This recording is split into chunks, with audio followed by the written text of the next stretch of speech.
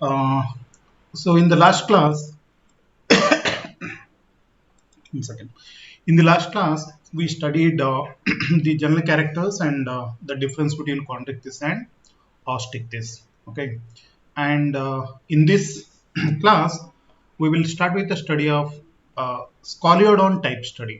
You remember in each phylum, normally we study one animal as a type study.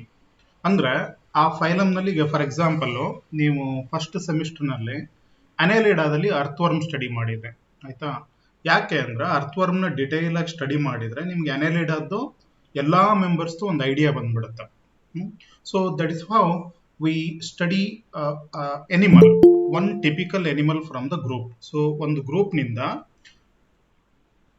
ಒಂದು animal ನ detail ಆಗಿ study ಮಾಡಿಬಿಟ್ರೆ ಆ group ನಲ್ಲಿರೋ ಎಲ್ಲಾ ಎನಿಮಲ್ದು ಐಡಿಯಾ ಬಂದ್ಬಿಡುತ್ತೆ. ಈಗ ಫಾರ್ ಎಕ್ಸಾಂಪಲ್ ಮೊಲಸ್ಕಾ ಯಾವುದೋ ಒಂದು ಪೈಲಾನು ಯಾವುದನ್ನ ಡಿಟೇಲ್ ಆಗಿ ಸ್ಟಡಿ ಮಾಡಿಬಿಟ್ರೆ ಮೊಲಸ್ಕಾ ಅಂದ್ರೆ ಏನು ಅಂತ ಪೂರ್ತಿ ಗೊತ್ತಾಗುತ್ತೆ. ಅದೇ ತರ ಸ್ಟಾರ್ ಫಿಶ್ ನ ಡಿಟೇಲ್ ಆಗಿ ಸ್ಟಡಿ ಮಾಡಿದ್ರೆ ಎಕನೋಡರ್ಮಟದ್ದು ಐಡಿಯಾ ಬರುತ್ತೆ. Like this.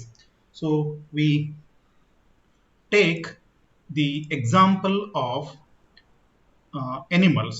Okay, so let us start with the study. Next one.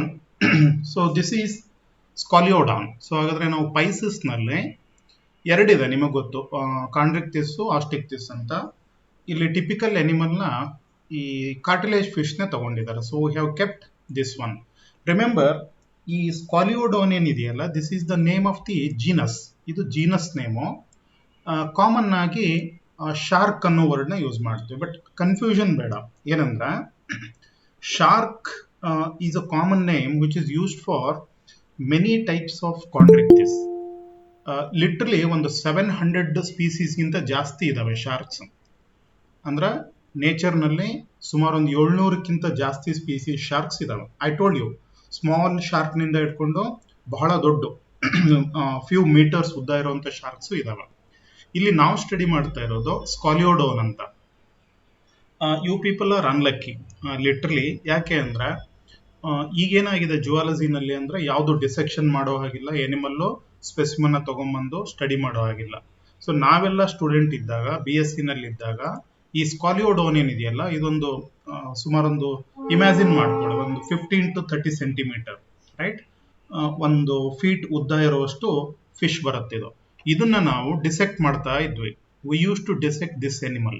So ಸ್ಕಾಲಿಯೋಡನ್ನ ಡಿಸೆಕ್ಟ್ ಮಾಡಿ ಇದರಲ್ಲಿ ಡೈಜೆಸ್ಟಿವ್ ಸಿಸ್ಟಮು, ಆಮೇಲೆ ಇದರ ಬ್ರೈನ್ ಮೌಂಟಿಂಗು, ಇದರಲ್ಲಿ ಕ್ರೇನಿಯಲ್ ನರ್ವ್ಸ್ ಅಂತ ಬರುತ್ತೆ. Cranial nerve mounting the most difficult dissection. Practical exam ನಲ್ಲಿ ಅದು ಬಂತು ಅಂದ್ರೆ ಮಾರ್ಕ್ಸ್ ಹೋದಂಗೆನೆ. So we use to dissect this animal. But nowadays since it is banned, we are not able to do it. So ನಾವು ಇದನ್ನ ಬರೀ picture ನಲ್ಲಿ ನೋಡಿ ನಿಮಗೆ ಕಲಿಸೋವಂಥ ಪರಿಸ್ಥಿತಿ ಬಂದಿದೆ. ಏನು ಮಾಡೋಕ್ಕ ಆಗಲ್ಲ. Okay, so this is Scoliodon. Let us start with the study of this scoliodon.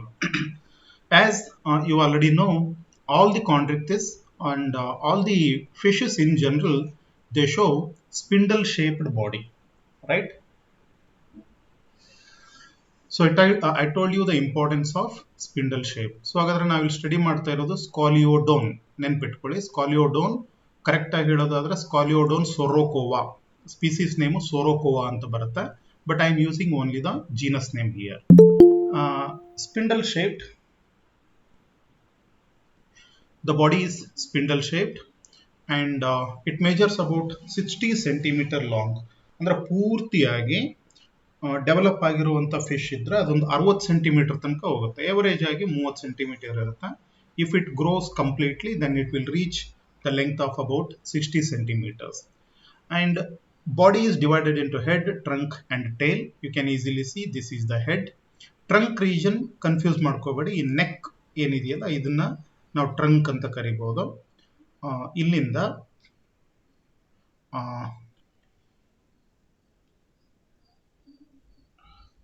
okay, 1 second. Can you hear me?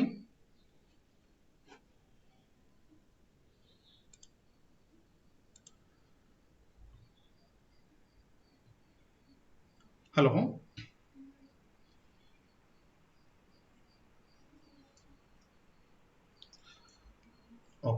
ಕೇಳಿಸ್ತಿದ್ಯಾ ನಾನು ಹೇಳ್ತಿರೋದು?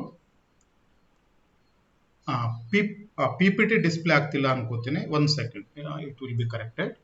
Now PPT will come back, don't worry.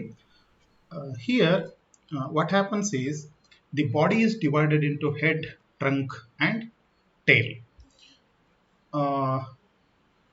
ಇಲ್ಲಿ ಹೆಡ್ ಕ್ಲಿಯರ್ ಆಗಿ ಕಾಣುತ್ತೆ, ಆಮೇಲೆ ಉಳಿದಿರೋ ಪಾರ್ಟ್ ಏನಿದೆಯಲ್ಲ ಅದು ಟ್ರಂಕ್ ಅಂತ ಹೇಳ್ತೀವಿ, ಆಮೇಲೆ ಟೇಲ್ ಇರುತ್ತೆ. ಈ ಬೇರೆ ಅನಿಮಲ್ ತರ ಇದರಲ್ಲಿ ನೆಕ್ ಬರಲ್ಲ, you don't find neck region, right? And one more character I told you is the body is dorsoventrally flattened. Okay, once the picture starts, ಸ್ವಲ್ಪ ನೆಟ್ವರ್ಕ್ ಪ್ರಾಬ್ಲಮ್ ಆಗಿತ್ತು, my broadband has to restart. So ಅಲ್ಲಿವರೆಗೂ ನಾನು points ಹೇಳ್ತಾ ಇರ್ತೀನಿ. The head and body is dorsoventrally flattened. ಏನು ಹೇಳಿ?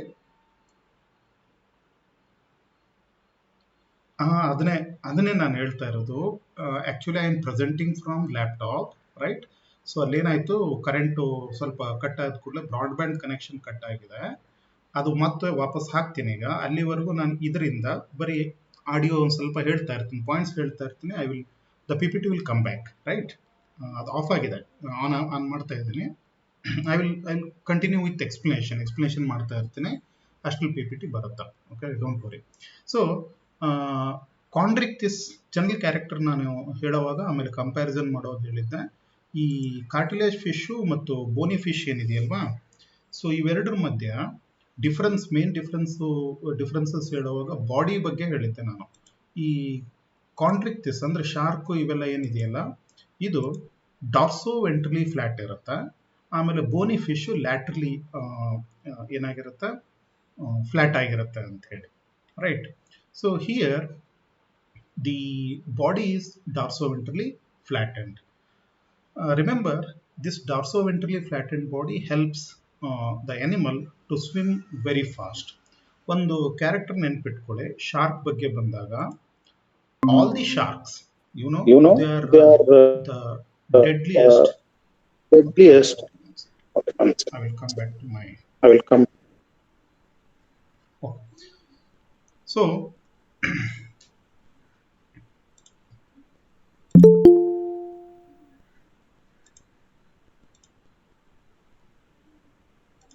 right, is it visible now? Yes sir. Okay. Yes sir. Fine. So ಒಂದು ನೆನ್ಪಿಟ್ಕೊಳ್ಳಿ, ಈಗ ನೀವು ಜುವಾಲಜಿ ಸ್ಟೂಡೆಂಟ್ ಇದ್ದೀರಾ, ಅನಿಮಲ್ ಬಗ್ಗೆ ನಿಮ್ಗೆ ಐಡಿಯಾ ಇರುತ್ತಾ? ನಾವು ಈ ಪ್ರಿಡೇಟರಿ ಅನಿಮಲ್ ಅಂತ ಹೇಳ್ತೀವಲ್ಲ, ಪ್ರಿಡೇಟರ್ಸು. ಈಗ ಫಾರ್ ಎಕ್ಸಾಂಪಲ್ ಟೆರೆಸ್ಟ್ರಿಯಲ್ ಇಕೋಸಿಸ್ಟಮ್ ನಲ್ಲಿ ಟೈಗರು, ಲಯನ್ ಇವೆಲ್ಲ ಡೆಡ್ಲಿಯೆಸ್ಟ್ ಪ್ರಿಡೇಟರ್. ಅಂದ್ರೆ ಬಹಳಷ್ಟು ಪ್ರಿಡೇಟರ್ ಇದಾವೆ, even dog is a predator. But lion, tiger ಏನಿದೆಯಲ್ಲ ಅವನ್ನ ನಾವು ಒಂಥರ ಟಾಪ್ ಪ್ರಿಡೇಟರ್ ಅಂತ ಹೇಳ್ತೀವಿ.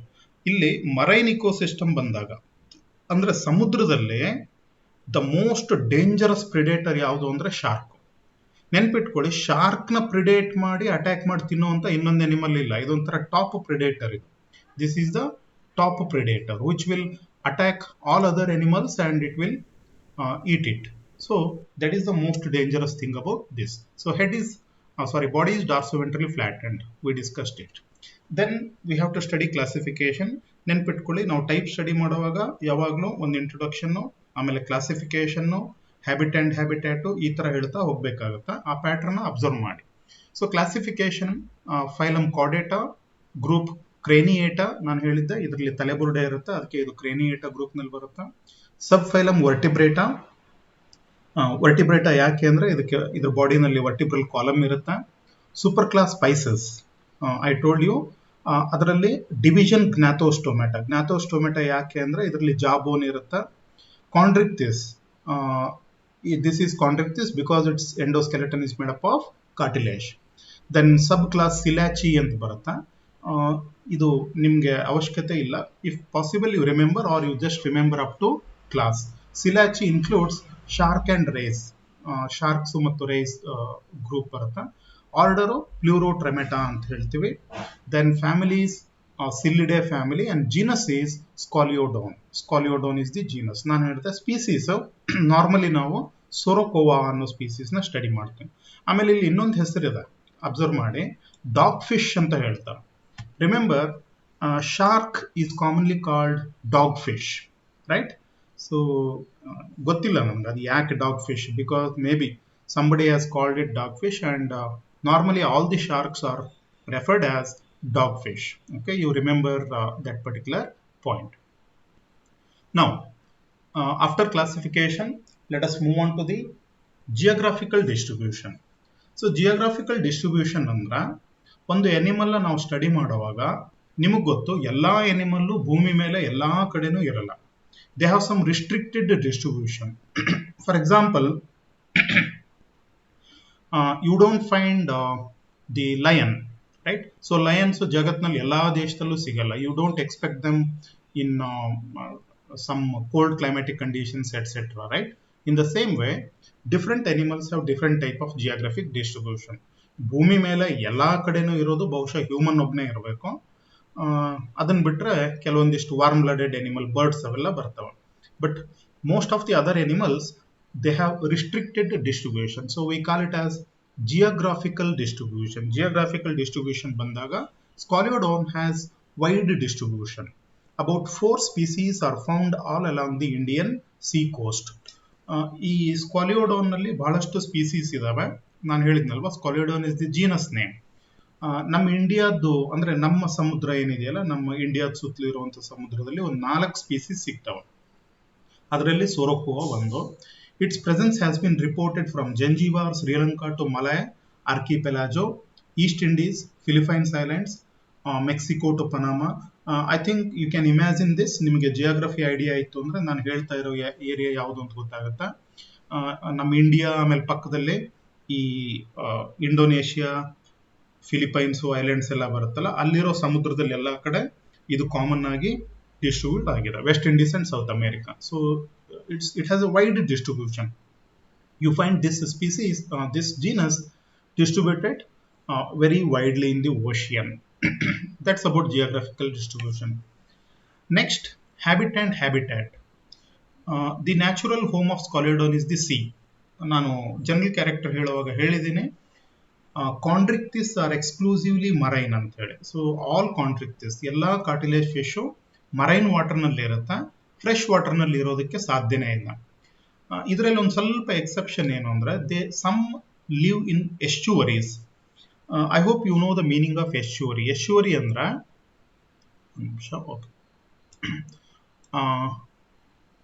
They are found in sea and you may find some in estuaries. ನದಿ ಹೋಗಿ ಸಮುದ್ರನ ಜಾಯಿನ್ ಆಗತ್ತಲ್ವಾ, ಆ ಜಾಗಕ್ಕೆ ನಾವು ಎಶ್ಯೂರಿ ಅಂತ ಹೇಳ್ತೀವಿ. ಅಲ್ಲೇನಾಗುತ್ತೆ ಅಂದ್ರೆ ಫ್ರೆಶ್ ವಾಟರು ಮತ್ತು ಮರೈನ್ ವಾಟರ್ ಮಿಕ್ಸ್ ಆಗುತ್ತೆ. ಅದು ಈ ಕಡೆ ಪೂರ್ತಿ ಫ್ರೆಶ್ ವಾಟರು ಅಲ್ಲ, ಆಮೇಲೆ ಮರೈನ್ ವಾಟರ್ ಅಲ್ಲ, ಒಂಥರ ಇನ್ ಬಿಟ್ವೀನ್ ಕ್ರಿಯೇಟ್ ಆಗುತ್ತೆ. ಅದನ್ನ ನಾವು ಎಶ್ಯೂರಿ ಅಂತ ಹೇಳ್ತೀವಿ. ಅಲ್ಲಿ ಒಂದಿಷ್ಟು ಸ್ಪೀಸೀಸು ಇರ್ತವೆ. ಅಂಡ್ ಅಸೆಂಡ್ ದ ರಿವರ್ಸ್, ಕೆಲವೊಂದಿಷ್ಟು ಸ್ಪೀಸೀಸು ಸಮುದ್ರದಿಂದ ನದಿ ಒಳಗಡೆ ಎಂಟರ್ ಆಗ್ತವೆ. ಅದು ಮೈಗ್ರೇಟರಿ ಬಿಹೇವಿಯರ್ ನಲ್ಲಿ ಬರುತ್ತೆ. But most of the time they live in the sea water. They are predaceous active swimmers and voracious feeders, attacking their prey with their powerful jaws. I told you, Scoliodon or sharks are deadly predators. They are very deadly predators and they are very good swimmers. Marine ವಾಟರ್ನಲ್ಲಿ ಬಹಳ perfect ಆಗಿ swimming ಮಾಡ್ತವೆ. ಅದರ body fins ಅವೆಲ್ಲ ಆ ಥರ design ಆಗಿದೆ. ಆಮೇಲೆ they have very strong muscles. And remember, they attack their prey and they cut with their powerful jaws. ಈ ಶಾರ್ಕ್ ಬಗ್ಗೆ ಹೇಳುವಾಗ ಈ ಜಾಸ್ ಅಂತಿದೆಯಲ್ಲ, ಜಾ ಅಂದ್ರೆ ಅದರದ್ದು ದವಡೆ. ಐ ಥಿಂಕ್ ನಿಮಗೆ ಇಂಗ್ಲಿಷ್ ಮೂವಿ ನೋಡೋ ಹ್ಯಾಬಿಟ್ ಇದ್ರೆ ಈ ಜಾಸ್ ಅಂತ ಮೂವೀಸ್ ಬಂತು. ಓಕೆ, ಇಂಗ್ಲಿಷ್ ನಲ್ಲಿ ಜಾಸ್ 1, 2, 3 ಅಂತ ಯಾರಾದ್ರೂ ನೋಡಿದೀರಾ? ಜಾಸ್ ಏನ್ ಬರೀ ದರ್ಶನ್ ಇಲ್ವಾ? ದರ್ಶನ್ ಸುದೀಪ್ ಮೂವಿ ಅಷ್ಟೇ ನೋಡೋದ ನೀವು? ಓಕೆ. ಇಲ್ಲ ಸರ್, ಪುನೀತ್ ರಾಜ್ಕುಮಾರ್ದು ನೋಡ್ತೀವಿ ಅಂತ ಹೇಳ್ತಾರೆ ಒಂದೇ ಜನ. ಇಂಗ್ಲಿಷ್ ನಲ್ಲಿ ಆ ಜಾಸ್ ಅಂತ ಮೂವೀಸ್ ಬಂದಿತ್ತು. ಅದರಲ್ಲಿ ಶಾರ್ಕ್ ಬಗ್ಗೆನೇ ಇತ್ತು ಪೂರ್ತಿ. ಯಾವ್ದಾದ್ರು ಇಂಗ್ಲಿಷ್ ಚಾನಲ್ ನಲ್ಲಿ ಅಥವಾ ಯೂಟ್ಯೂಬ್ ನಲ್ಲಿ ಹುಡುಕಿದ್ರೆ ಸಿಗುತ್ತೆ. ಶಾರ್ಕ್ ಹೆಂಗೆ ಅಟ್ಯಾಕ್ ಮಾಡುತ್ತೆ ಅದು ಇದು ಅದೆಲ್ಲ ಬರುತ್ತೆ. ಮೇ ಬಿ ನಮ್ಗೆ ಆಫ್ಲೈನ್ ಕ್ಲಾಸ್ ಸಿಕ್ಕರೆ So I will be able to explain you about the habit of shark. ಇಲ್ಲಿ ನಾನು ಟೈಪ್ ಸ್ಟಡಿ ಎಕ್ಸ್ಪ್ಲೈನ್ ಮಾಡಬೇಕು. I am not suppose to explain you the behaviour of shark, but ಈ shark behaviour ಇದೆಯಲ್ವಾ, ಇದು ಬಹಳ interesting, ಆಮೇಲೆ dangerous. I need more than 1 hour to explain that behavior. Maybe we can discuss it about later, right? ಅಂದ್ರೆ ಅದು human attack ಮಾಡುತ್ತೋ ಇಲ್ವೋ, ನಿಜವಾಗ್ಲೂ ಅದು ಹ್ಯೂಮನ್ ಅಟ್ಯಾಕ್ ಮಾಡುತ್ತೋ ಅಥವಾ ಬೇರೆ ಏನಾದರೂ ಮಿಸ್ಟೇಕ್ ಆಗಿರುತ್ತೋ, ಆ ಥರ ಎಲ್ಲ ಬರುತ್ತಾ. So that is beyond the scope of this topic, therefore I will skip it. But remember the powerful jaws. But one point I want to tell you, ಶಾರ್ಕ್ದು jaw ಏನಿದೆಯಲ್ವಾ, ಅದ್ರೊಳಗಡೆ ಮೌತು ಮೌತ್ ಒಳಗಡೆ teeth ಏನಿರುತ್ತಲ್ಲ, teeth ಶಾರ್ಕ್ದು teeth many rows of teeth. ಅದು ಅಂದ್ರೆ ಒಂದೇ ನಮ್ಮ ಹಲ್ಲಿನ ತರ ಎರಡು ಲೈನ್ ಇರಲ್ಲ. So it is made up of many rows, hundreds of teeth ಇರ್ತವೆ. ಆಮೇಲೆ ಒಂದು ಟೀತ್ ಹೋಯ್ತು ಅಂದ್ರೆ ಮತ್ತೊಂದು ಹೊಸ ಟೀತ್ ಬೆಳೆಯುತ್ತೆ ಅದಕ್ಕೆ. That is the advantage of teeth in the shark. ಆಮೇಲೆ ಇನ್ನೊಂದು ಇಂಪಾರ್ಟೆಂಟ್ ಏನು ಅಂದ್ರೆ, ಶಾರ್ಕ್ದು ಟೀತು ಬ್ಯಾಕ್ವರ್ಡ್ಲಿ ಡೈರೆಕ್ಟೆಡ್. ನಿಮ್ಗೆ ಬ್ಯಾಕ್ವರ್ಡ್ಲಿ ಡೈರೆಕ್ಟೆಡ್ ಅಂದ್ರೆ ಗೊತ್ತಾಗುತ್ತೆ ಅನ್ಕೋತೀನಿ. ಮೌತ್ ಒಳಗಡೆ ಪಾಯಿಂಟೆಡ್ ಆಗಿರುತ್ತೆ. ಅಂದ್ರೆ ಶಾರ್ಕ್ ಯಾವ್ದಾದ್ರು ಒಂದು ಎನಿಮಲ್ನ ಹೋಗಿ ಹಿಡ್ಕೊಂಡ್ರೆ ಅದು ಆ ಟೀತ್ ನಿಂದ ತಪ್ಪಿಸ್ಕೊಳ್ಳೋಕೆ ಸಾಧ್ಯನೇ ಇಲ್ಲ. ಅದೇನಾದ್ರೂ ತಪ್ಪಿಸ್ಕೊಳ್ಳೋದಕ್ಕೆ ಒದ್ದಾಡಿದ್ರೆ ಇನ್ನಷ್ಟು ಬಿಗಿಯಾಗಿ ಹಲ್ಲೊಳಗಡೆ ಲಾಕ್ ಆಗಿಬಿಡುತ್ತೆ. So that is the most dangerous thing. ಆಮೇಲೆ ಇನ್ನೊಂದೇನು ಅಂದ್ರೆ, ಶಾರ್ಕ್ದು ಜಾ ಎಷ್ಟು ಪವರ್ಫುಲ್ ಇರುತ್ತೆ ಅಂದ್ರೆ, let me tell you in a very simple manner. ಇದಲ್ಲ, ನಮ್ಮ ಸ್ಕಾಲಿಯೋಡೋನ್ ಅಲ್ಲ, ಈ ದೊಡ್ಡದು ಯಾವುದಾದ್ರೂ ಒಂದು ಶಾರ್ಕ್ ಸ್ಪೀಸೀಸು ಒಬ್ಬ ಹ್ಯೂಮನ್ ಬೀಯಿಂಗ್ದು ಒಂದು ಲೆಗ್ನ ಅಂದ್ರೆ ಕಾಲಿಗೆ ಏನಾದರೂ ಬಾಯಿ ಹಾಕಿದ್ರೆ the bone will be broken very easily. ಬೋನ್ನ ಬಹಳ ಈಸಿಯಾಗಿ ಒಂದ್ಸಾರಿ ಅದು ಜಾನ ಹಿಂಗೆ ಕ್ಲೋಸ್ ಮಾಡಿದ್ರೆ ಮುಗಿದೋಯ್ತು, ನಮ್ಮ ಬೋನ್ ಬ್ರೇಕ್ ಆಗಿಬಿಡುತ್ತೆ. ಅಷ್ಟು ಪವರ್ಫುಲ್ ಜಾ ಇರುತ್ತೆ. And it can drag, right? I think you have seen in some movies. Very dangerous animal. Shark is a very very dangerous animal. ಅದಕ್ಕೆ ಈ ಶಾರ್ಕ್ ಇರುವಂತ ಬೀಚಸ್ನಲ್ಲಿ, ಲಕ್ಕಿಲಿ ನಮ್ಮ ಇಂಡಿಯನ್ ಬೀಚಸ್ ಏನಿದಾವಲ್ಲ ಅಲ್ಲಿ ದೊಡ್ಡ ಶಾರ್ಕ್ಸ್ ಯಾವುದು ಬರಲ್ಲ. But in some European beaches sharks ಇರ್ತವೆ. ಅಲ್ಲಿ ಸ್ವಿಮ್ಮಿಂಗ್ ಮಾಡೋಕೆ ಹೋದವರು ಬಹಳಷ್ಟು ಜನ, ಸಾವಿರಾರು ಜನ ಸತ್ತೋಗಿದ್ದಾರೆ. That's about the powerful jaws, right? Next one, let us start with the salient features.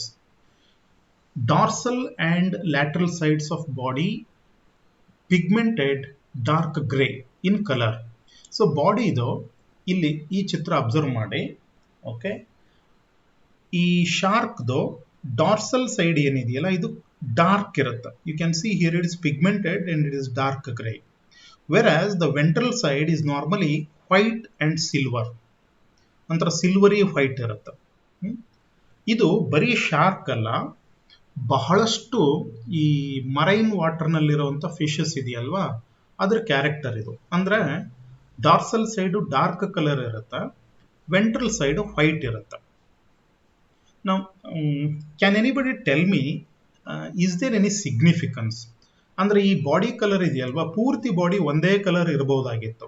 ಆದ್ರೆ ಇಲ್ಲೇನಾಗಿದೆ, ಮೇಲ್ಗಡೆ ಡಾರ್ಕ್ ಕಲರು, ಕೆಳಗಡೆ ಸಿಲ್ವರಿ ವೈಟ್ ಇರುತ್ತೆ. Is there any significance? ಇದಕ್ಕೇನಾದರೂ ಸಿಗ್ನಿಫಿಕೆನ್ಸ್ ಇದೆಯಾ? ಅದರಿಂದ ಏನಾದರೂ ಯೂಸ್ ಇದೆಯಾ ಈ ತರ ಕಲರೇಷನ್ ಇರೋದ್ರಿಂದ? Can anybody guess? Just make a guess. I hope you know it. ಅಂದ್ರೆ ಗೊತ್ತಿದ್ರೆ, ಇಲ್ಲ ಅಂದ್ರೆ ಸುಮ್ಮನೆ ಗೆಸ್ ಮಾಡಿ. ಮೇಲ್ಗಡೆ ಡಾರ್ಕ್ ಕಲರು, ಕೆಳಗಡೆ ಸಿಲ್ವರ್ ವೈಟ್ ಕಲರು ಇರೋದ್ರದ್ದು ಅಡ್ವಾಂಟೇಜ್ ಏನಿರಬಹುದು ನಿಮ್ ಪ್ರಕಾರ? ಏನಾದ್ರೆ ಅದ್ರ ಶಾರ್ಕ್ ಹೋಗ್ಬೇಕಾದ್ರೆ ಅದ್ರದ್ದು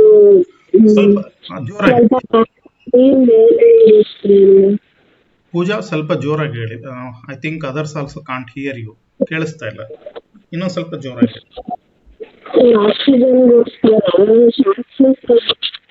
ಹೋಗ್ಬೇಕಾದ್ರೆ ನೀರಿದೆ, ಸ್ವಲ್ಪ ಪಾಸ್ ನೀರಾದ್ರೆ ಸ್ವಲ್ಪ ಒಂದ್ಸಲ ಕಾಣ್ತಾ ಇರುತ್ತಲ್ಲ, ಅದಕ್ಕೋಸ್ಕರ ಏನಾದ್ರು ಗಾಳಿ colour change.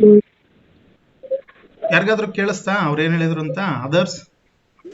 No sir, break ಆಯ್ತು ಸರ್, ವಾಯ್ಸ್ ಬ್ರೇಕ್ ಆಗ್ತಿದೆ. So we can't here. Okay, let Har B. Others, anybody? ಮತ್ತೆ ಯಾರಿಗಾದ್ರು? ಯಾಕೆ ಎಲ್ಲ ಇಡೀ ಬಾಡಿ ಕಲರ್ ಒಂದೇ ಇರ್ಬೋದಾಗಿತ್ತಲ್ವಾ? ನಾನು ಅದರ ಒಂದು ಎಕ್ಸ್ಪ್ಲನೇಷನ್ ಕೊಡ್ತೀನಿ, ನೀವು ಇಮ್ಯಾಜಿನ್ ಮಾಡ್ಕೊಳ್ಳಿ. ಈಗ ಸ್ವಿಮ್ಮಿಂಗ್ ಬರುತ್ತಾ ಯಾರಿಗಾದ್ರು? ಇಲ್ಲ. Okay, Yes. ಬರುತ್ತಾ? Yes, sir.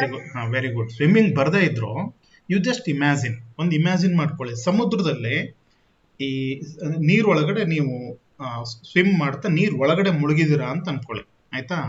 ಮುಳುಗ್ದಾಗ ನೀವು ಡೀಪ್, ಒಂದು ಎಷ್ಟೋ ಮೀಟರ್ ಡೀಪ್ ನಿಂದ ಮೇಲ್ಗಡೆ ನೋಡಿದ್ರ, ಆಯ್ತಾ? ಜಸ್ಟ್ ಇಮ್ಯಾಜಿನ್ ಮಾಡ್ಕೊಳ್ಳಿ, ನೀವು ನೀರಿಂದು ಸರ್ಫೇಸ್ ಕಡೆ ನೋಡಿದ್ರ ಅಲ್ಲಿ ಸನ್ಲೈಟ್ ಎಲ್ಲ ಬೀಳುತ್ತಾ ಇರುತ್ತಲ್ವಾ, ಅದು ಒಂಥರ ಸಿಲ್ವರಿ ಕಾಣುತ್ತೆ, ಕರೆಕ್ಟಾ? ಶೈನಿಂಗ್ ಶೈನಿಂಗ್ ಕಾಣುತ್ತೆ ಮೇಲ್ಗಡೆ ನೋಡಿದ್ರೆ.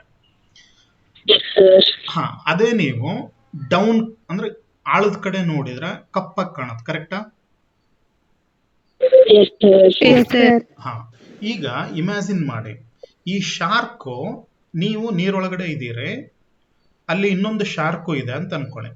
ಈಗ ಶಾರ್ಕು ನಿಮ್ ತಲೆ ಮೇಲೆ ಸ್ವಿಮ್ ಮಾಡ್ತಾ ಇದ್ದಾಗ ಅದ್ರದ್ದು ಬೆಲ್ಲಿ ಅಂದ್ರೆ ಅದ್ರ ಹೊಟ್ಟೆ ಭಾಗ ಏನಿದೆಯಲ್ಲ, ವೆಂಟ್ರಲ್ಲು, ಅದು ಸಿಲ್ವರಿ ವೈಟ್ ಇರುತ್ತೆ. ಆಮೇಲೆ ಬ್ಯಾಕ್ ಗ್ರೌಂಡು ಒಂಥರ ಶೈನಿಂಗ್ ಇರುತ್ತೆ, ಆಯ್ತಾ? ಸನ್ಲೈಟ್ ಅದೆಲ್ಲ ಬಿದ್ದು.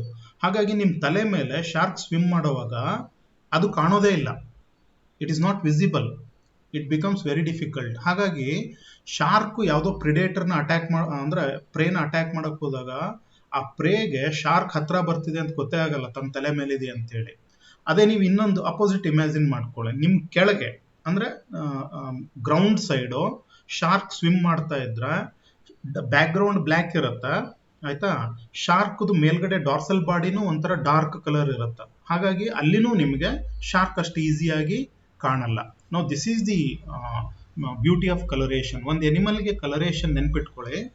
ಯಾವಾಗ್ಲೂ ಬರೀ ನಾನು ಶಾರ್ಕ್ ಬಗ್ಗೆ ಮಾತ್ರ ಹೇಳ್ತಾ ಇಲ್ಲ, ನೀವು ನೆಕ್ಸ್ಟ್ ಯಾವ್ಯಾವ ಎನಿಮಲ್ ಸ್ಟಡಿ ಮಾಡ್ತಾ ಹೋಗ್ತಿರೋ ನೇಚರ್ನಲ್ಲಿ, ಪ್ರತಿ ಎನಿಮಲ್ದು ಬಾಡಿ ಕಲರು ಅದ್ರ ಸುತ್ತಲೂ ಇರುವಂತ ಎನ್ವಿರಾನ್ಮೆಂಟ್ಗೆ ಅಡ್ಜಸ್ಟ್ ಆಗೋದಕ್ಕೆ ಅಂತಾನೆ ಡಿಸೈನ್ ಆಗಿರುತ್ತೆ.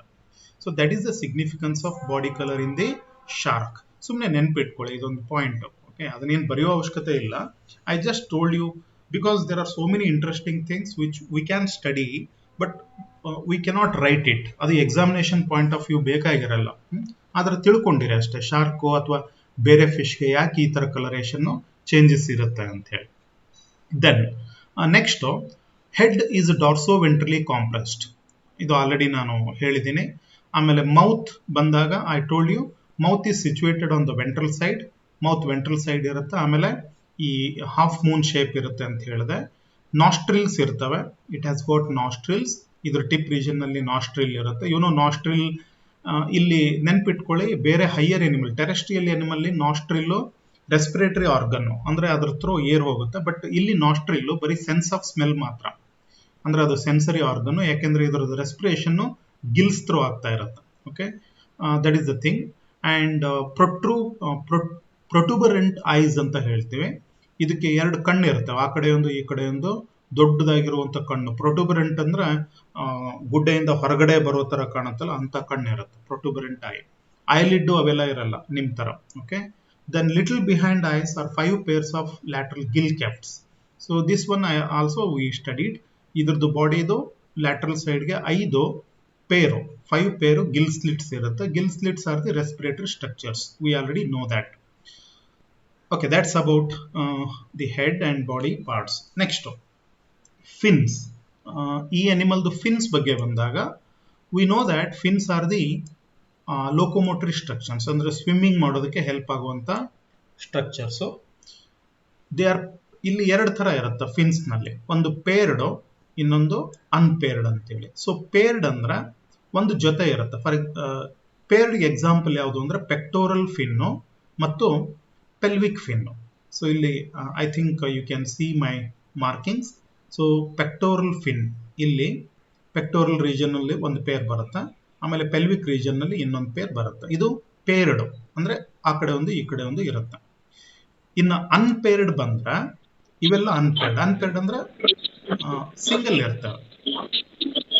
Okay, so this is dorsal fin, first dorsal fin, right? ಇದು ಅನ್ಪೇರ್ಡ್ ಅಂದ್ರೆ ಸಿಂಗಲ್ ಇರುತ್ತೆ ಮಧ್ಯ, ಇವಕ್ಕೆ ನಾವು ಮೀಡಿಯನ್ ಅಂತಾನು ಹೇಳ್ತೀವಿ. We also call them as median, right? Divya, ನಿಮ್ ಮೈಕ್ ಮ್ಯೂಟ್ ಮಾಡ್ಕೊಳ್ಳಿ. Okay, so this is the median fin, ಇದನ್ನ ಮೀಡಿಯನ್ ಫಿನ್ ಅಂತ ಹೇಳ್ತೀವಿ. ಡಾರ್ಸಲ್ ಸೈಡ್ ಇರೋದ್ರಿಂದ ಮೀಡಿಯನ್ ಡಾರ್ಸಲ್, ಮೀಡಿಯನ್ ಅಂದ್ರೆ ಮಿಡಲ್ ಪಾರ್ಟ್, ಬಾಡಿದ ಮಿಡಲ್ ಪಾರ್ಟ್ ನಲ್ಲಿ ಇರುತ್ತೆ. ಆಮೇಲೆ ಎರಡನೇ ಡಾರ್ಸಲ್ ಫಿನ್ ಇಲ್ಲಿ ಬರುತ್ತೆ, this is second dorsal fin. Okay, so ಹಾಗಾದ್ರೆ ಅನ್ಪೇರ್ಡ್ ಡಾರ್ಸಲ್ ಫಿನ್ ಎಷ್ಟಿದಾವೆ? ಎರಡಿದಾವೆ, first dorsal and second dorsal. ಆಮೇಲೆ ಇಲ್ಲೊಂದು ವೆಂಟ್ರಲ್ ಫಿನ್ ಬರುತ್ತೆ, ಇದು ಅನ್ಪೇರ್ಡ್ ಸಿಂಗಲ್ ವೆಂಟ್ರಲ್ ಫಿನ್. ಒಂದು ವೆಂಟ್ರಲ್ ಫಿನ್, ಎರಡು ಡಾರ್ಸಲ್ ಫಿನ್ನು, ಒಂದು ventral fin, they are unpaired. ಆಮೇಲೆ ಇನ್ನೊಂದು ಕಾಡಲ್ ಫಿನ್ ಅಂತ ಬರುತ್ತೆ, right? So this is caudal fin. I already told you, caudal fin ಅಂದ್ರೆ ಟೇಲ್ ಫಿನ್, ಬಹಳ ಇಂಪಾರ್ಟೆಂಟ್. ಯಾಕೆಂದ್ರೆ ಶಾರ್ಕ್ ಸ್ವಿಮ್ ಮಾಡುವಾಗ ಆ ಥ್ರಸ್ಟ್ ಕ್ರಿಯೇಟ್ ಮಾಡೋದೇ ಇದು, ಬಾಲನ ಬಡ್ಕೊಂಡು ಮುಂದಕ್ಕೆ ಹೋಗುತ್ತದೆ. Caudal fin is heterocercal. ಈ ಶೇಪ್ ಇದೆಯಲ್ಲ, ಇದನ್ನ ನಾವು heterocercal type of caudal fin ಅಂತ ಹೇಳ್ತೀವಿ. So that's about the fins. Okay, ಆಮೇಲೆ ಈ ಅನಿಮಲ್ ನಲ್ಲಿ ಒಂದು ಲ್ಯಾಟ್ರಲ್ ಲೈನ್ ಸಿಸ್ಟಮ್ ಇರುತ್ತೆ. The body has lateral line system. That I told you, this is a sense organ. Lateral line system ಏನಿದೆಯಲ್ಲ, this is the sense organ. ಒಂಥರ sensory ತರ work ಆಗುತ್ತೆ. ಏನ್ ಸೆನ್ಸರಿ ಅಂದ್ರೆ, ಒಂದು ಟಾಪಿಕ್ ಡಿಟೇಲ್ ಆಗಿದೆ, ಅಲ್ಲಿನೇ discuss ಮಾಡಿಬಿಡೋಣ, ಇಲ್ಲಿ ಡಿಸ್ಕಸ್ ಮಾಡೋದು ಬೇಡ. You are going to study about lateral line system in detail. ಅಂದ್ರೆ ವೈಬ್ರೇಷನ್ ಅದನ್ನೆಲ್ಲ ಐಡೆಂಟಿಫೈ ಮಾಡುತ್ತೆ. That's about the fins. Next, that's about the fins. Some other characters which I did not prepare.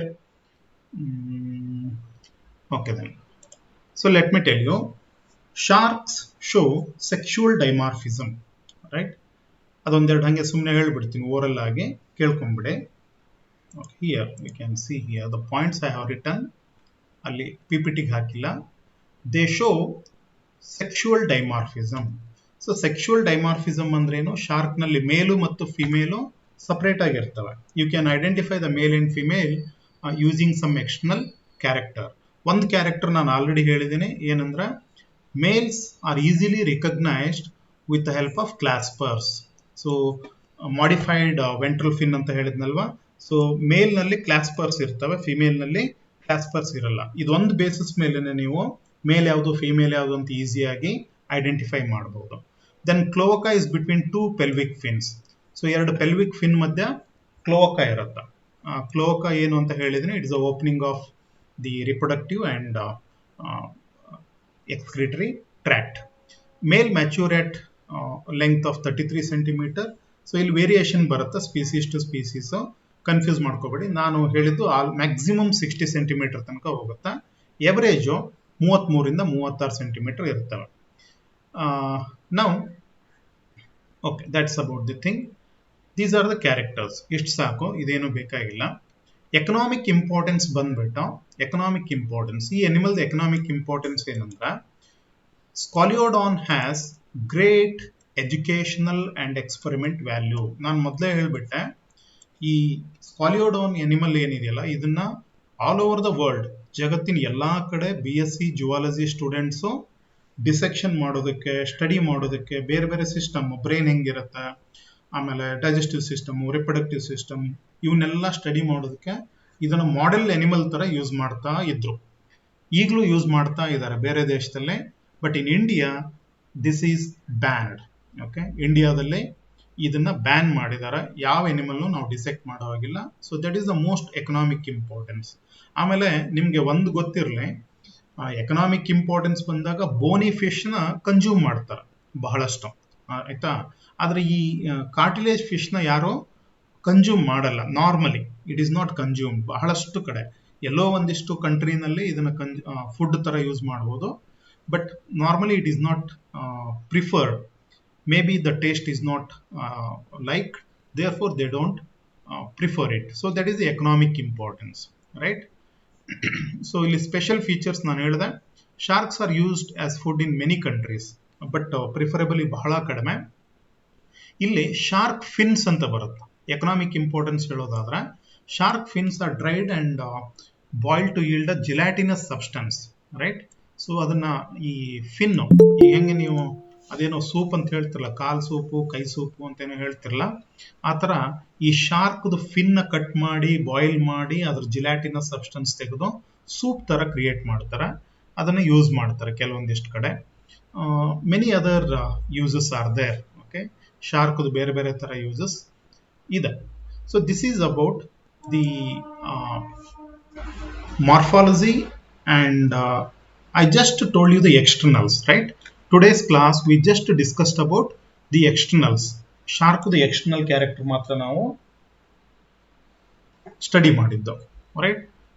In later classes we can study the next system, right? So ಪ್ರತಿ ನೆನ್ಪಿಟ್ಕೊಳ್ಳಿ, type study ಅಂದರೆ ನಾವು digestive system, respiratory system, ಈ ಥರ ಬೇರೆ ಬೇರೆ ಸಿಸ್ಟಮ್ನ study ಮಾಡ್ತಾ ಹೋಗ್ಬೇಕಾಗತ್ತಾ. Today I just wanted to take only the externals.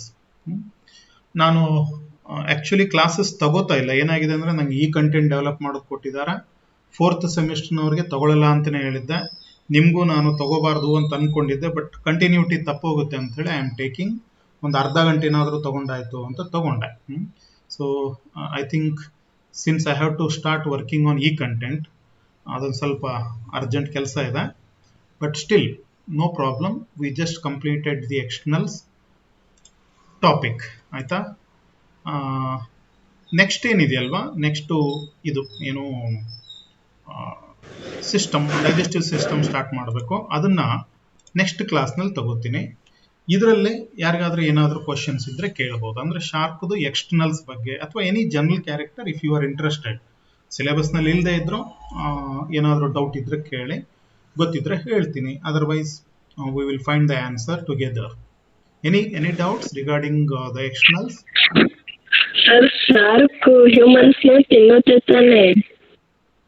Shark, ಈಗ ನಿಮ್ಮ ಡೌಟ್ ಏನು, ಶಾರ್ಕು ಹ್ಯೂಮನ್ನ ತಿನ್ನುತ್ತಾ ಅಂತ? ಒಂದು, ನೀವು ಶಾರ್ಕು ಹ್ಯೂಮನ್ನ ಅಟ್ಯಾಕ್ ಮಾಡೋದು ಕೇಳಿದ್ದೀರ, ಆಯ್ತಾ. ನಾನು ಮೊದಲೇ ಹೇಳಿದೆ, ಶಾರ್ಕ್ ಅಟ್ಯಾಕ್ ಬಗ್ಗೆನೇ ನನಗೆ 1 hour ಬೇಕಾಗುತ್ತೆ ಹೇಳ್ತಾ ಕೂತ್ರೆ.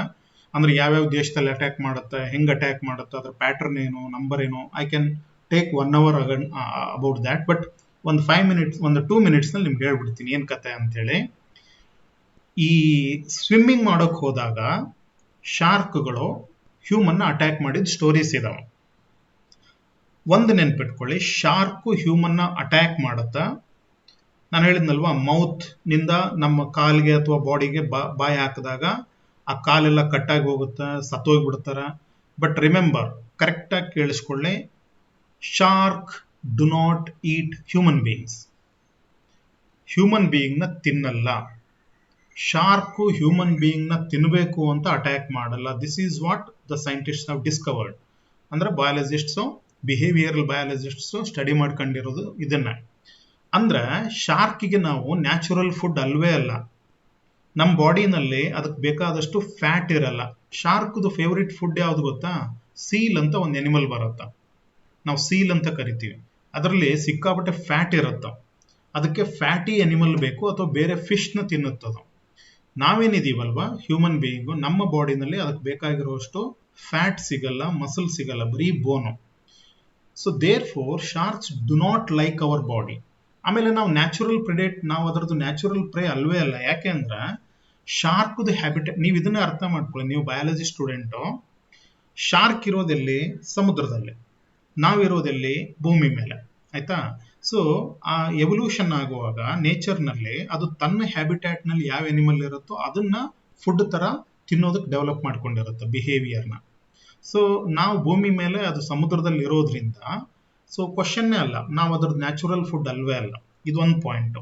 ಹಾಗಾದ್ರೆ ಕ್ವಶನ್ ಏನು ಅಂದ್ರೆ, ನಮ್ಮನ್ನು ತಿನ್ನಲ್ಲ ಅಂದ್ರೆ ಅದು ಯಾಕೆ ಅಟ್ಯಾಕ್ ಮಾಡುತ್ತೆ ಅಂತ. ಇಲ್ಲಿ ಬಹಳಷ್ಟು ಸೈಂಟಿಸ್ಟ್ಗೆ ಕನ್ಫ್ಯೂಷನ್ ಆಗಿದ್ದಿದೆ, ಬಟ್ ಅದನ್ನು ಫೈಂಡ್ ಔಟ್ ಮಾಡಿದ್ದಾರೆ. ಏನಂದ್ರೆ, ನಾನು ಒಂದು ಎಕ್ಸಾಂಪಲ್ ಕೊಟ್ಟೆ, ನೀವು ನೀರಿನಲ್ಲಿ ಸ್ವಿಮ್ಮಿಂಗ್ ಮಾಡುವಾಗ ಮೇಲ್ ನೋಡಿ ಕೆಳಗೆ ನೋಡಿ ಅಂತ ಕತೆ ಹೇಳಿದ್ನಲ್ವಾ, ಅದನ್ನೇ ಇಮ್ಯಾಜಿನ್ ಮಾಡ್ಕೊಳ್ಳಿ. ಶಾರ್ಕು ಕೆಳಗಡೆ ಹಿಂಗೆ ಸ್ವಿಮ್ ಮಾಡ್ತಾ ಇದೆ ಅಂತ ಅನ್ಕೊಳ್ಳಿ, ನೀವು ಸಮುದ್ರದ್ದು ಒಳಗಡೆ ಹಿಂಗೆ ಸ್ವಿಮ್ ಮಾಡ್ತಾ ಅಂದ್ರೆ ಮೇಲೆ ಸ್ವಿಮ್ ಮಾಡುವಾಗ ನಿಮ್ದು ಅರ್ಧ ಬಾಡಿ ನೀರೊಳಗಡೆ ಇರುತ್ತೆ, ಅಂದ್ರೆ ಕಾಲು ನೀರೊಳಗಡೆ ಇರುತ್ತೆ, ಆಮೇಲೆ ನಿಮ್ಮ ಕೈ ಮತ್ತು ತಲೆ ನೀರಿನ ಮೇಲೆ ಇರುತ್ತೆ. ಶಾರ್ಕು ಕೆಳಗಡೆಯಿಂದ ನಿಮ್ಮನ್ನ ನೋಡಿದಾಗ ಅದಕ್ಕೆ ನೀವು ಸೀಲ್ ತರ ಕಾಣ್ತೀರ. ಸೀಲ್ ಅಂದ್ರೆ ಅದ್ರದ್ದು ಫೇವ್ರೇಟ್ ಫುಡ್ ಇದೆಯಲ್ಲ, ಆ ಫುಡ್ ಸೀಲ್ ಸ್ವಿಮ್ ಮಾಡ್ತಿದೆಯೇನೋ ಅಂತ ಅನ್ಕೊಂಡು ಬಂದು ಅಟ್ಯಾಕ್ ಮಾಡಿಬಿಡುತ್ತ. ಅಟ್ಯಾಕ್ ಮಾಡಿ ಬಾಯಿ ಹಾಕಿದ್ಮೇಲೆ ಗೊತ್ತಾಗತ್ತ ಏನು ಇದು ಸೀಲ್ ಅಲ್ಲ, ಇದು ಯಾವುದೋ ಬೇರೆ ಎನಿಮಲ್ ಅಂತ. ಅವಾಗ ಸ್ಪಿಟ್ ಮಾಡಿಬಿಡುತ್ತದು, ಹ್ಯೂಮನ್ನ ಸ್ಪಿಟ್ ಮಾಡಿಬಿಡುತ್ತದು. ಅಂದ್ರೆ ಉಗಿದು ಹಾಕತ್ತ, ಬಟ್ ಅಷ್ಟರಲ್ಲೇ ಡ್ಯಾಮೇಜ್ ಆಗಿಬಿಟ್ಟಿರುತ್ತೆ. ಒಂದ್ಸರಿ ಅದು ಬೈಟ್ ಮಾಡಿದಾಗಲೇ ಪರ್ಸನ್ ನಾರ್ಮಲಿ ಸತ್ತೋಗ್ತಾನೆ, ಇಲ್ಲ ಕೈಕಾಲು ಕಟ್ಟಾಗಿರುತ್ತೆ. That is the thing. I hope it is satisfying. ಗೊತ್ತಾಯ್ತಾ ಪೂಜಾ ಅದು? ಸರ್ ಆಮೇಲೆ ಅದು ನಮ್ಮ ಬ್ಲಡ್ ನ ಬೇಗ ಕಂಡುಹಿಡಿಯುತ್ತೆ ಅಂತಾರೆ, ಅದನ್ನ ನಿಜನಾ? ಎಸ್, ನಾನು ಲಾಸ್ಟ್ ಕ್ಲಾಸು ನೀವು ಅಟೆಂಡ್ ಆಗಿಲ್ಲ ಅನ್ಕೋತೀನಿ. ಶಾರ್ಕಿಗೆ ಸರ್ ಆಂಪುಲ್ಯಾ ಫ್ಲೋರೆಂಜಿನಿ ಅಂತ ಇರುತ್ತೆ. ಅದ್ರದ್ದು ಮೂತಿನಲ್ಲಿ ಆಂಪುಲ್ಯಾ ಫ್ಲೋರೆಂಜಿನಿ ಅಂತ ಇರ್ತವೆ. They are the once which will identify the blood. ನೀವು ನಂಬ್ತಿರೋ ಇಲ್ವೋ, ಎಕ್ಸಾಗರೇಷನ್ ಅಂತ ಅನ್ಸುತ್ತೆ ಅನ್ಕೋತೀನಿ. ಶಾರ್ಕ್ದು ಸೆನ್ಸ್ ಆಫ್ ಸ್ಮೆಲ್ ಎಷ್ಟು ಆಕ್ಟಿವ್ ಇರುತ್ತೆ ಅಂದ್ರೆ, ಫ್ಯೂ ಡ್ರಾಪ್ಸ್ ಆಫ್ ಬ್ಲಡ್. ಈಗ ಫಾರ್ ಎಕ್ಸಾಂಪಲ್ ನೀವು ಸ್ವಿಮ್ ಮಾಡ್ತಾ ಇರ್ತೀರಾ, ನಿಮ್ಮ ಬಾಡಿನಲ್ಲಿ ಏನೋ ಒಂದು ಕಟ್ಟಾಗಿ ಒಂದು ಸ್ವಲ್ಪ ಒಂದು 10-15 ಡ್ರಾಪ್ಸು ನೀರೊಳಗಡೆ ಸೇರ್ಕೊಂಡ್ಬಿಟ್ರೆ, ಅಲ್ಲಿ ಪಕ್ಕದಲ್ಲಿ ಯಾವುದೋ ಒಂದು ಶಾರ್ಕು, ಅದು ಒಂದು 100 ಮೀಟ್ರು 200 ಮೀಟರ್ ದೂರ ಇದ್ರೂ, ಓಕೆ, ಅಂದ್ರೆ ಎಷ್ಟು ಸ್ವಲ್ಪ ದೂರ ಇದ್ರೂ ಬರೀ ಫ್ಯೂ ಡ್ರಾಪ್ಸ್ ಆಫ್ ಬ್ಲಡ್ ನೀರೊಳಗಡೆ ಸೇರ್ಕೊಂಡ್ರು ಶಾರ್ಕಿಗೆ ಗೊತ್ತಾಗ್ಬಿಡತ್ತ. ಅಷ್ಟು ಇಟ್ ಇಸ್ ವೆರಿ ಸೆನ್ಸಿಟಿವ್. ಒಂದ್ ನೆನ್ಪಿಟ್ಕೊಳ್ಳಿ, ಶಾರ್ಕ್ ಅಟ್ಯಾಕ್ ಮಾಡೋದು 2 ಸೋರ್ಸ್ ಮೇಲೆ. ಒಂದು, ಈ ಬ್ಲಡ್ ರಿಲೀಸ್ ಆದಾಗ, ಯಾವುದೋ ಒಂದು ಅನಿಮಲ್ ಇಂಜೂರ್ ಆಗಿ ಬ್ಲಡ್ ಆಯ್ತು ಅಂದ್ರೆ, ಬ್ಲಡ್ ಬಿದ್ದರೆ ಅದಕ್ಕೆ ಅಟ್ರಾಕ್ಟ್ ಆಗಿಬಿಡುತ್ತೆ. ಅಟ್ರಾಕ್ಟ್ ಆಗಿ ಆಮೇಲೆ ಅಟ್ಯಾಕ್ ಮಾಡುತ್ತೆ. ಇನ್ನೊಂದು ವೈಬ್ರೇಷನ್.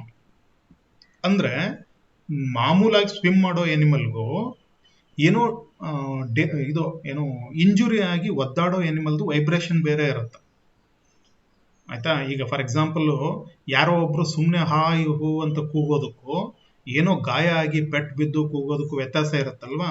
ನಮಗೆ ಗೊತ್ತಾಗುತ್ತೆ ಈ ಪರ್ಸನ್ ಸುಮ್ಮನೆ ಸೌಂಡ್ ಮಾಡ್ತಿದ್ದಾನೆ ಅಥವಾ ನೋವಿಂದ ಕಿರ್ಚ್ಕೋತಿದ್ದಾನೆ ಅಂತ ನಮ್ಗೆ ಗೊತ್ತಾಗುತ್ತಲ್ವಾ? ಹಂಗೆ ಶಾರ್ಕಿಗೆ ಒಂದು ಫಿಶ್ ಮಾಮೂಲಾಗಿ ಸ್ವಿಮ್ ಮಾಡ್ತಾ ಇರೋದಕ್ಕೂ ಏನೋ ಇಂಜುರಿ ಆಗಿ ಸ್ವಿಮ್ ಮಾಡ್ತಾ ಇರೋದಕ್ಕೂ ಡಿಫ್ರೆನ್ಸ್ ಗೊತ್ತಾಗುತ್ತೆ. ಅದನ್ನೇ ನಾನು ಲ್ಯಾಟರಲ್ ಲೈನ್ ಸಿಸ್ಟಮ್ ನಲ್ಲಿ ಹೇಳ್ತಿದ್ದೆ. ಇಂಜುರಿ ಆಗಿರೋ ಫಿಶ್ ನ ಬೇಗ ಅಟ್ಯಾಕ್ ಮಾಡುತ್ತೆ, ಯಾಕೆಂದ್ರೆ ಈಸಿಯಾಗಿ ಸಿಗುತ್ತೆ ಅದು ಅಂತ. So like this is how it works. Yes, any other questions? Bhavyashree?